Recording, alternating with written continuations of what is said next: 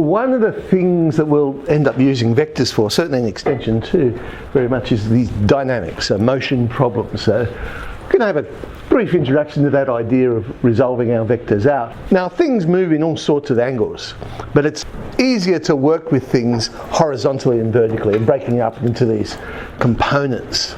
Now, here's an example where it is in just one dimension.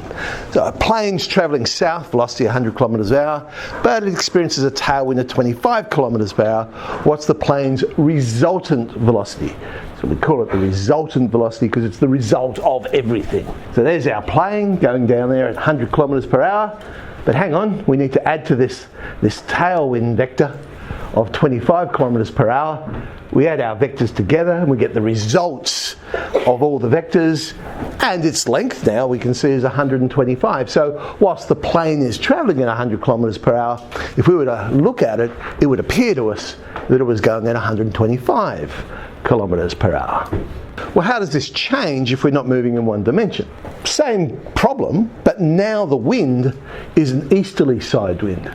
So our plane is still going down at 100 kilometres per hour, but we're going to add to it this vector which is going from an easterly direction. So if we add those two vectors together, the resultant would be the hypotenuse, and a bit of Pythagoras we could work out that actually it would look like this plane's going at 103 kilometres per hour if we were to look at it. Right, so that's the idea. Now, we tend to start with forces when we look at dynamics problems. Everything starts from forces. And force is indeed a vector because force has a magnitude and it has a direction as well. It could be something like this. And really, it's no different to what we saw before of adding vectors together. It's just that I've got the units on there of newtons, being the unit for force, or if you prefer, kilograms meters per second squared. But I would just add them together like I would any vectors, and we get the result of all these three forces acting together of 11i minus 3j. We've got this tractor. It's pulling this barge along, and we know the force it's applying to it is 400 newtons. It's at an angle though of 14 degrees. What's the component of F in the direction of the motion? So horizontally in this case. So what we really are doing is projecting our vectors. So we're going to project that 400 newton vector onto the horizontal vector. And we saw the other day that's just magnitude of t cos theta. It's really no different really than doing trig if you think about it. So we get 400 cos 14, 388, well 0.11, but there's the horizontal component of our vector. We've got a mass sitting on a plane at an angle of 30 degrees there. We've got all sorts of forces happening here. We've obviously got the force due to gravity going down there. Mass times g, but we've been told the mass is 5. We've got a frictional force of 15 newtons going up the plane. Whenever an object makes contact with a surface, we have normal force, it's sometimes called, going at right angles to the surface.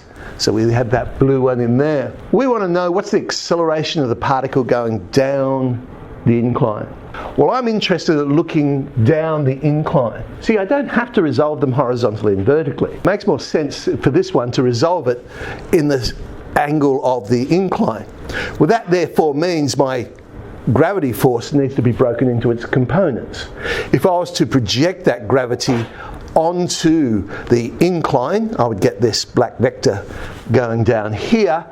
And I've got to work out where 30 degrees is in that triangle. It would be down there. Playing with a bit of geometry, I could easily work that out.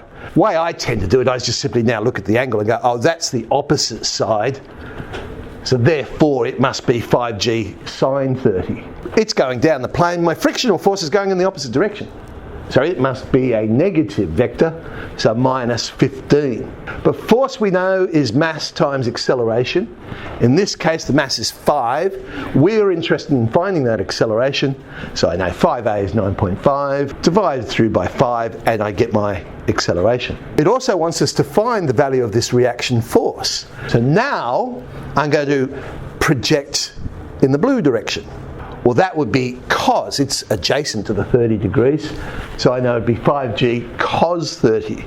Now in this case, I know that force is equal to 0, because in that direction, our object here is not moving. It's not like it's jumping off the plane or doing anything like that. So therefore the result of all the forces in that direction must be 0. I can just play around with that one now and find that reaction force was 5 root 3 on 2g newtons. So that's the sort of idea when we're looking at our dynamics problems. And as I say, we'll look at that in far more detail in our extension 2, well, next year. But anyway, exercise 8F, we get to play around with some of these ideas.